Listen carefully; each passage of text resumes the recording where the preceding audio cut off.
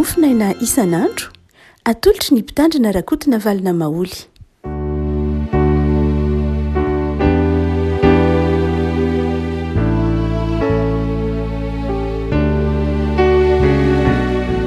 Almanabatsika rehefa malala tratra dia alarobia faharoa ny volana novambra ity. Ny mofinainako lahatra antsika anio dia ny tratation Saint-Paul any Timoty faharoa toko fahatelo andiny voalohany ka hatramin'ny andiny fahasivy. Timoty faharoa toko fahatelo andiny voalohany ka hatramin'ny fahasivy. Vakina amin'ny anaran'i Jesosy. Fa aoka ho fantatrao zao fa any am-parany any dia hisy andro mahory. Fa ny olona ho tia tena, ho tia vola, ho mpandoka tena, mpiavonavina, miteny ratsy, tsy manora isiriny, tsy misaotra, tsy manaja izay masina, tsy manam-pitiavana, mpanontolo fo, mpanendrikendrika, tsy mahony tena, loza be, tsy tia ny tsara, mpamadika, kirina, beboebo, tia ny fahafinaretana mihoatra noho ny fitiavany an'Andriamanitra, manana ny endriky ny toe-panahy araka an'Andriamanitra nefa mandany heriny. Ireny koa dia halaviro, fa isan'ireny izay misokosoko miditra ny an-tranony sasany ka mahalasa ho babo ny vehivavy adaladala. Fiasaran'ny fahotana entin'ny filana maro, mianatra mandrakariva nefa tsy mahatratra ny fahalalana ny marina, ary tahaka ny nanoeran'ny jana sy jamborany Mosesy no anoeran'ireo koa ny fahamarinana, dia olona maloto saina sady tsy manam-pinoana marina. Kanefa tsy handroso intsony izy fa ny adalany dia aseho amin'ny olona rehetra tahaka ny an'ireo koa.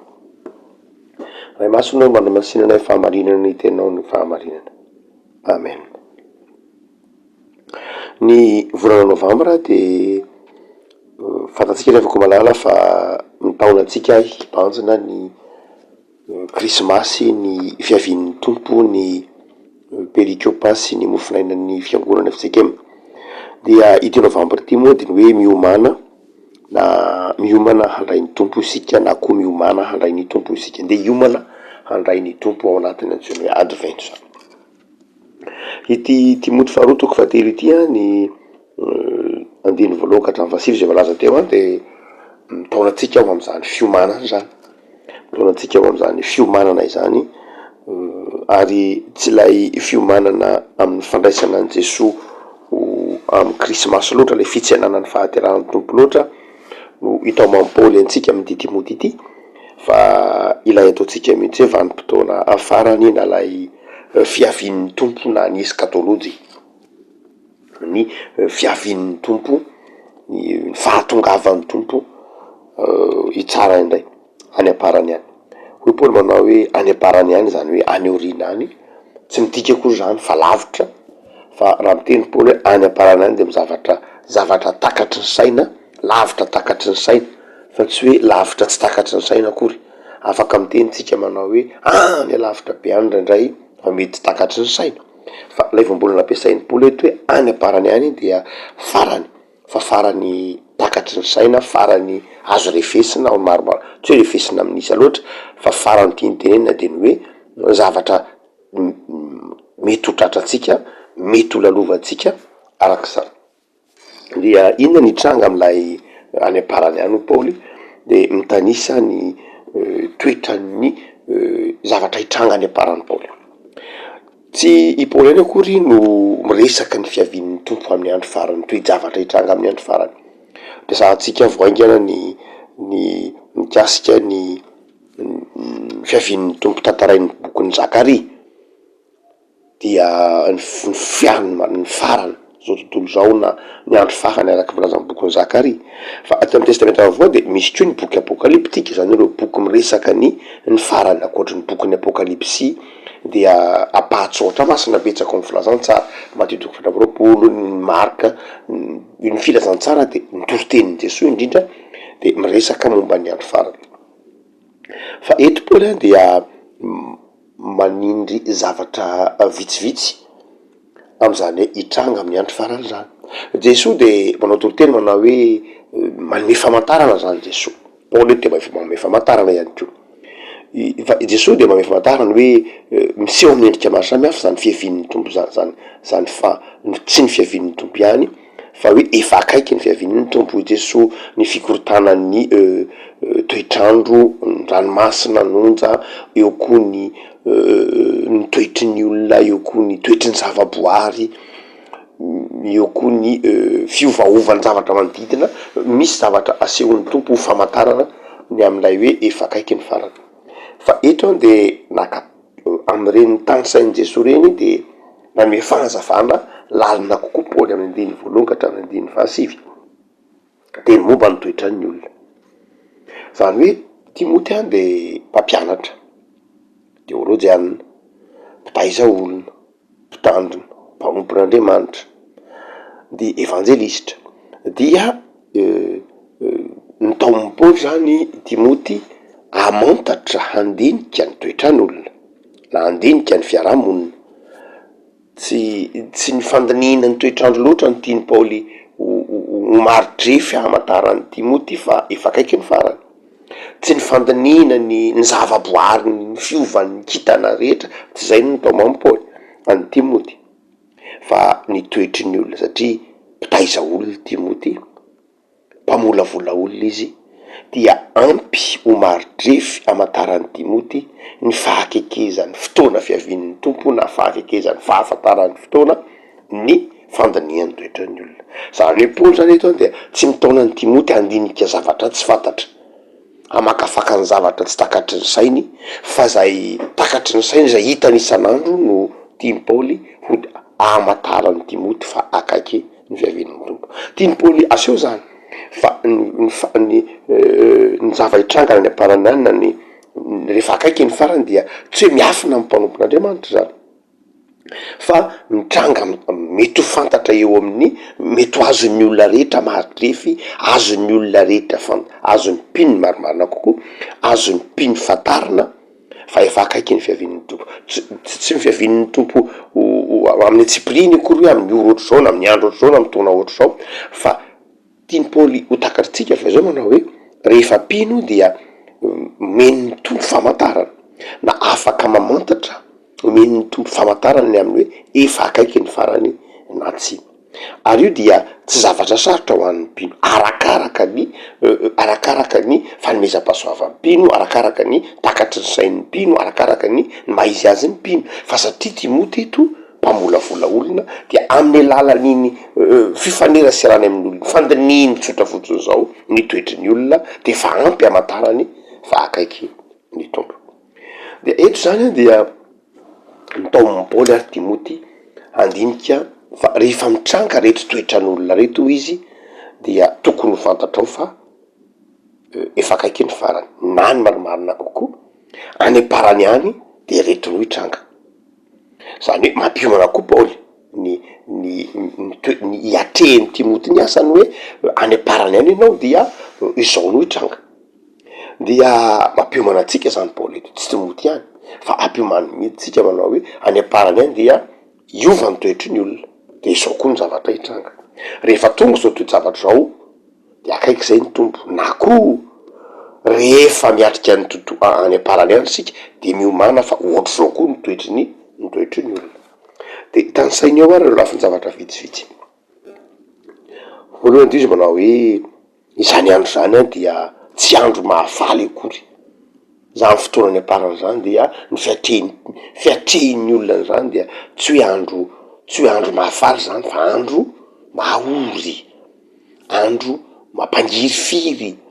andro zay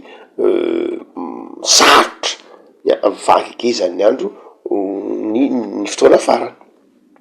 Satria ny olona ozy dia ho tia tena, ho tia vola, ho mpandoka tena, ho mpiavinavina, miteny ratsy, tsy manozy rainy,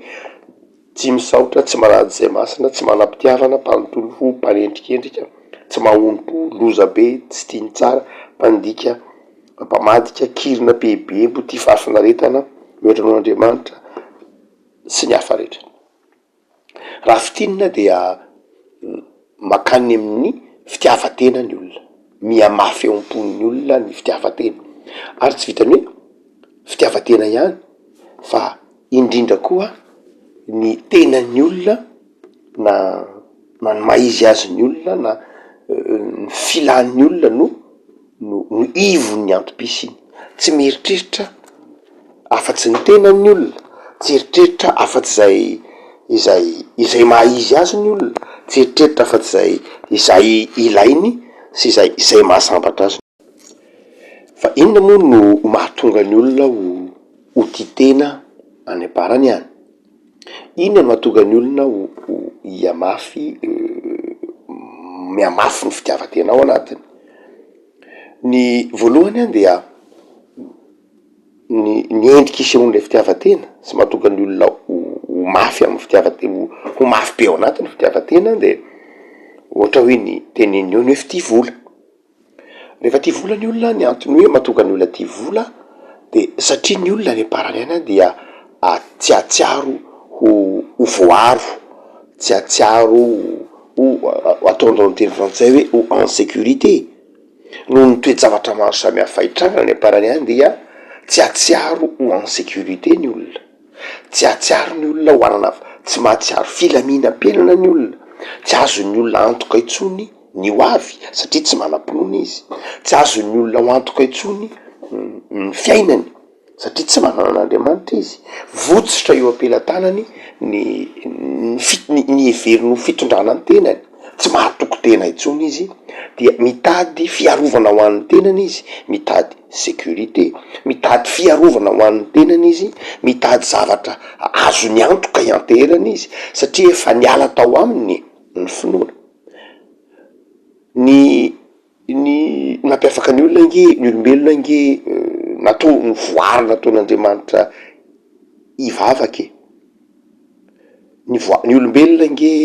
voarin'Andriamanitra nataony hiankina amin'Andriamanitra, nataon'Andriamanitra isy ao anatin'ny olombelona ny finoana, nataon'Andriamanitra ao anatin'ny olombelona ny fiankinana amin'Andriamanitra. Fa ny fahotana nahatonga ny olombelona tsy nahita an'Andriamanitra, ny fahotana nahatonga fiankinana amin'Andriamanitra eo takona, ary dia tsy nahatsiaro en sécurité, tsy nahatsiaro mitombona sy milamina intsony ny olona, ary dia ny vola no heverin'ny olona hoentina mameno izay tsy fahampiana ao anatin'izay. Misy zavatra banga tao anatin'ny olona, tsy azo ny antoka intsony ny fiainany, very ny finoany, very ny fahaleovan-tenany, tsy azo antoka intsony ny heriny satria manoto izy nampihena ny herin-tsainy, nampihena ny herim-pony, nampihena ny fahatokisany n'Andriamanitra sy ny fahatokisany tenany ny fahotana, ary dia nanjary mitady zavatra hafa izy hiankinana sy hameno olona banga. Fantany fa misy zavatra banga ao anatiny, dia ny vola no heveriny ho mameno any reny. Zay mahatonga ny hoe arakaraky ny anatonana ny olona ny farany no voamaika mahatonga ny olona ho tia vola, satria miatsampy hatrany, miamafy hatrany lay toetry ny olona tsy ampy banga, ilay toetry ny olona tsy mahazo antoka ny fiainana, ilay toetry ny olona izay tsy en sécurité ho tsika teo, de manjary mitady zavatra hiarovany tenany izy, ary ny akaiky azony samborina indrindra heveriny ho ameny ny fiainany de ny vola. Satria misy ny teny am'izao andro antsika zao manao hoe tsy misy tsy vitan'ny vola. Kanefany de fantatsika fa amin'ny lafiny ara-panahy, fantatsika fa manome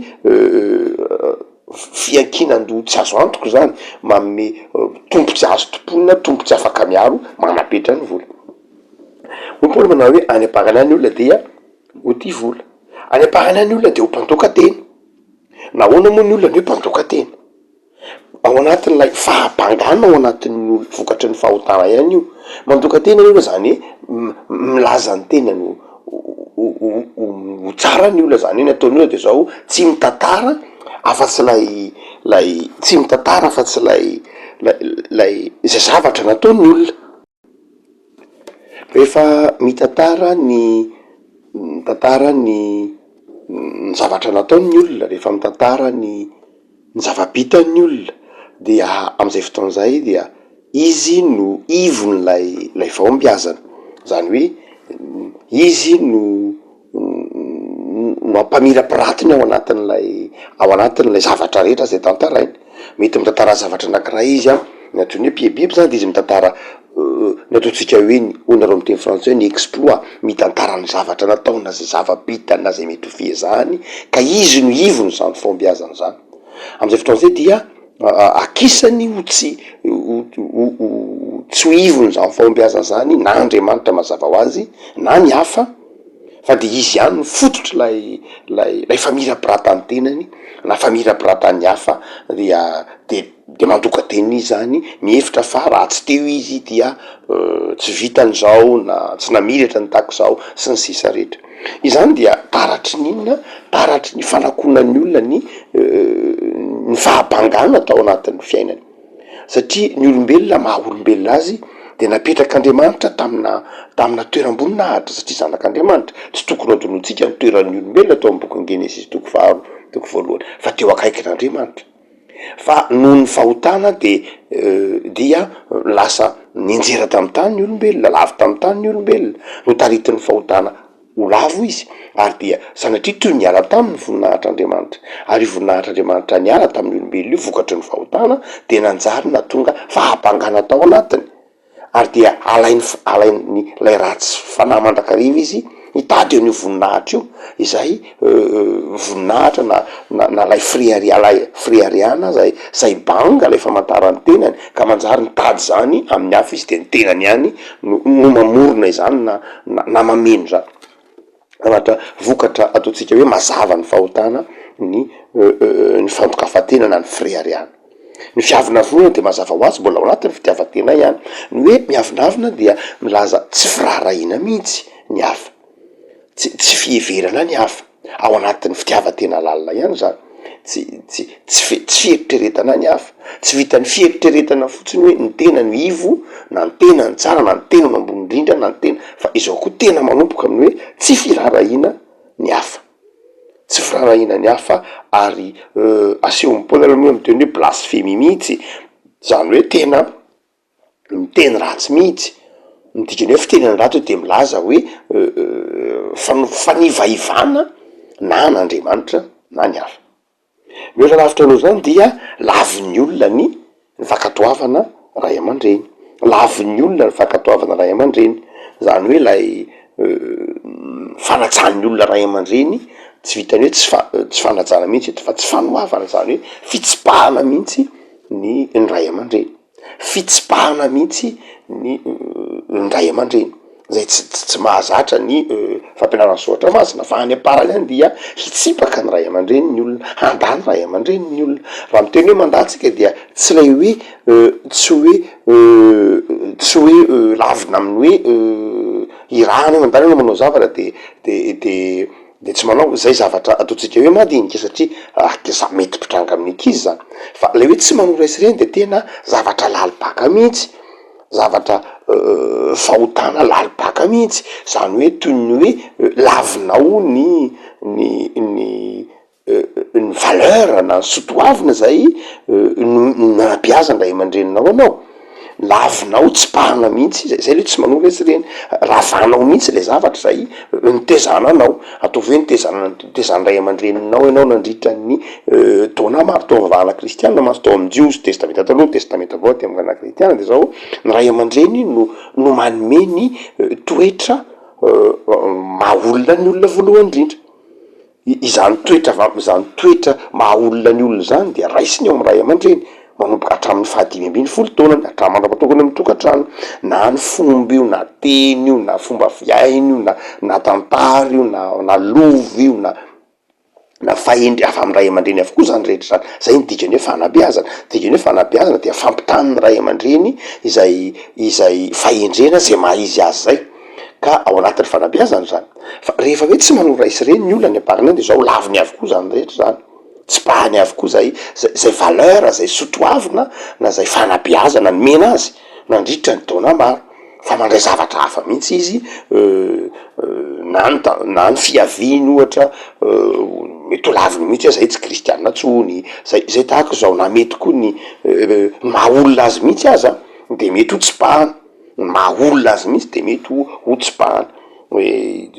za tsy olona ohatry zany zay na ohatry natsotro zao aza mety ho tsipahany mihitsy ny ohatra hoe ny mahalahy na ny mahavavy azy ohatra mety ho tsipahany mihitsy fanabeazana nomena azy fanabeazana tahaka zao de mety ho tsipahany avy hatrany mihitsy za ohatsika manao hoe zavatra efa nampiomany ny tompo mihitsy izany teny zany hoe lay tsy fanoavana ray aman-dreny teneniny Paoly eto. De afarany any ty moto manao hoe tandremo fahitrangy zany rehefa zay no tanga dia any aparany efa akaiky zay ny farany na rehefa ao anatin'ny fiainany any farany ianao de miomana fa zay no hitranga ny tsy fakasitrahana tsy misaotra ny olona tsy ny hoe tsy mahay misaotra de zao ny dikany teny hoe tsy mahay misaotra de zao tsy mba mifaly tsy mankasitraka zay mba fiezahany ny hafa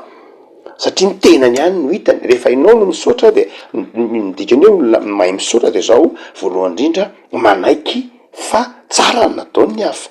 manaiky fa tsara ny fiezahany ny hafa manaiky fa tsara zay mba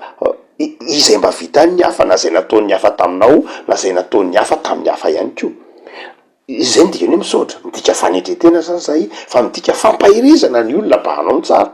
rehefa isaorana ny olona dia akasitrahana ny olona dia tsy vitany hoe manetry teny ianao ka manaiky le zavatra nataony ny hafa fa mampahiry azy ko mba hanohy le zavatra nataony teo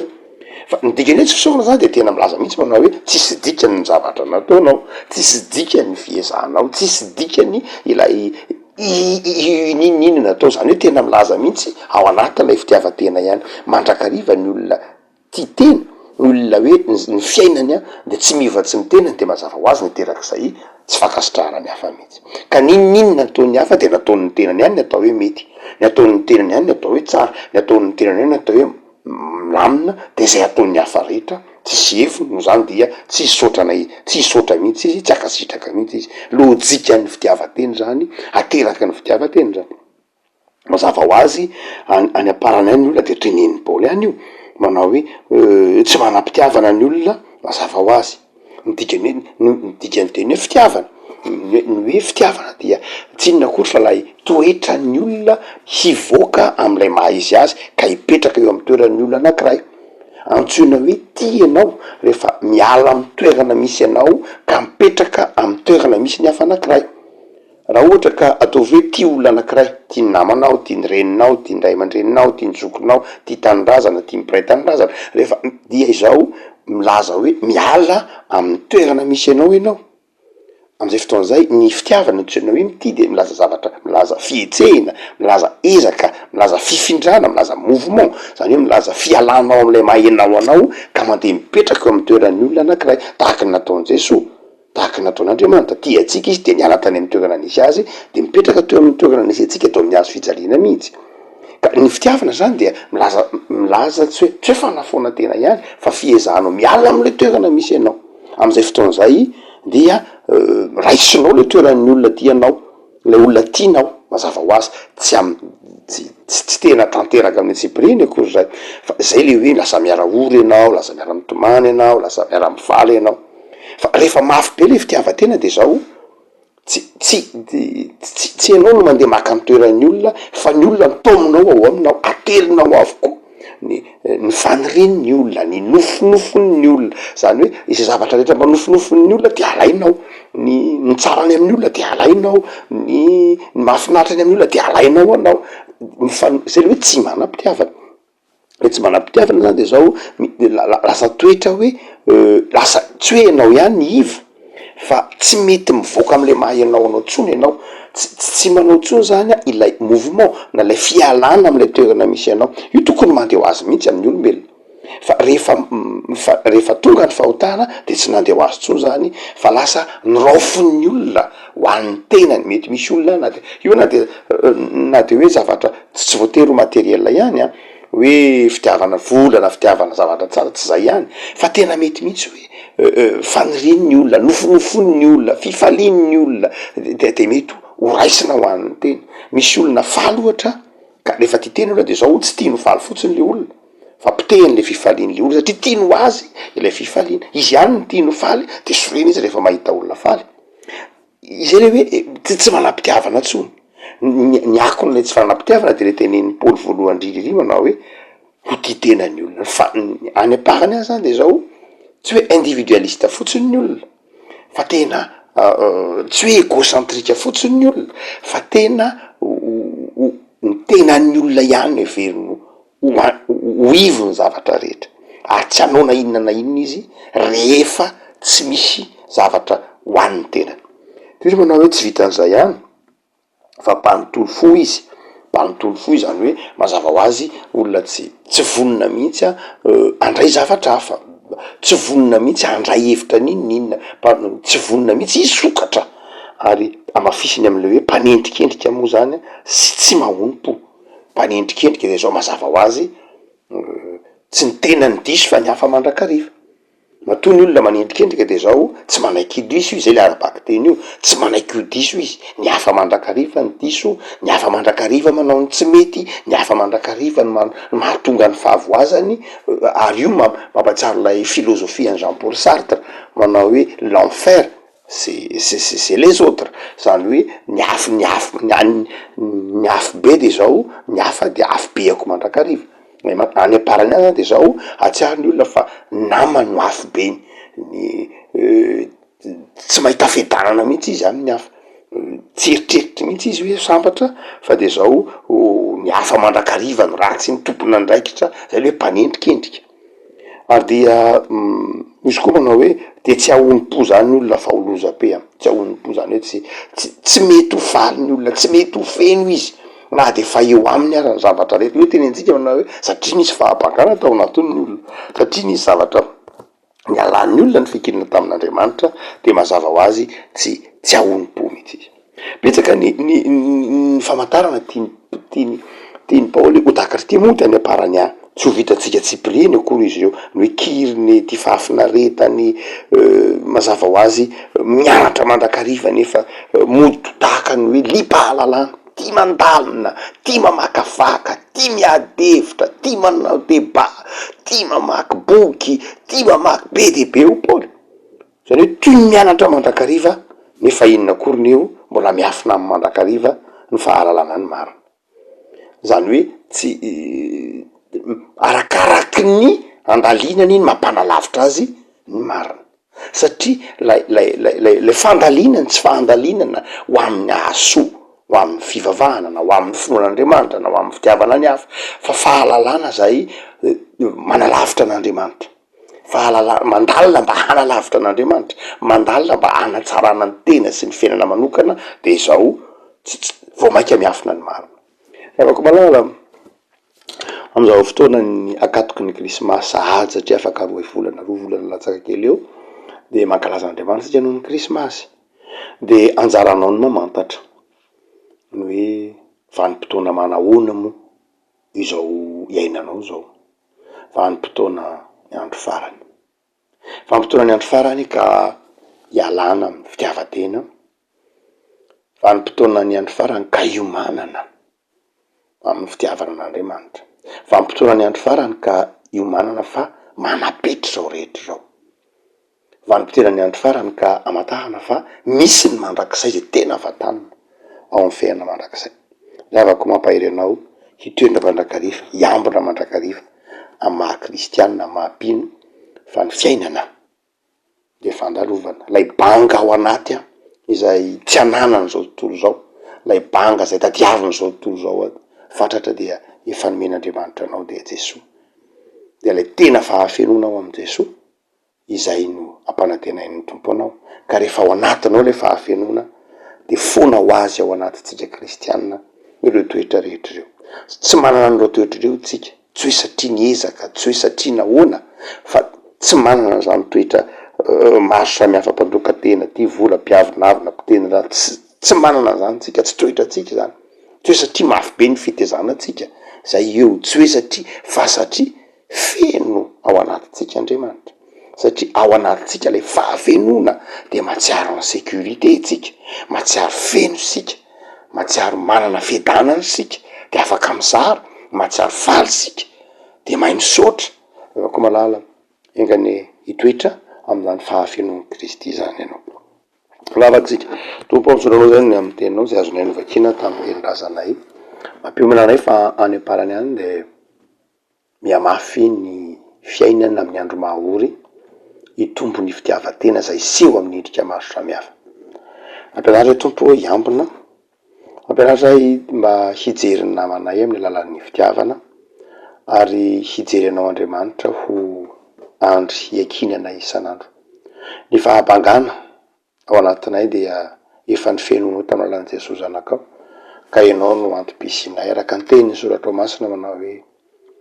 vao omby miaraka amin'ny Kristy tamin'ny hazo fijaliana zahay dia izy no velona atao anatinay ka mahafeno anay amin'ny fiainanay isan'andro. Vavaka izay tompo ho an'ny isan-tokantrano,